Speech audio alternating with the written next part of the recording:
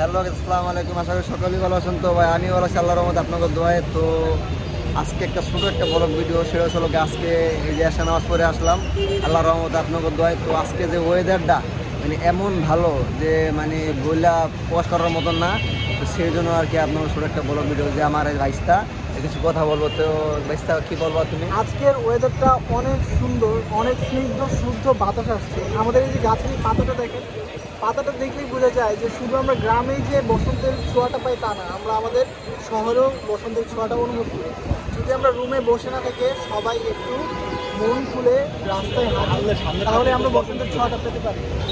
তো যারা ঘরে বসে আছেন ভাবছেন যে বসন্ত আগের মতো নেই, একটু রাস্তায় বের হন, আর তারা হচ্ছে পাশে একটু ঘুরেন, তাহলেই দেখবেন যে বসন্তের ছোঁয়াটা পাচ্ছে। আর তারা হচ্ছে আপনার সবসময় আপনার 5 ওয়াক্ত কালাম নামাজ কালাম পড়বেন, আল্লাহ তার নাম নেবেন। তো আপনারা আপনার 5 ওয়াক্ত রোজা মানে 30টা রোজা রাখার চেষ্টা করবেন আপনারা।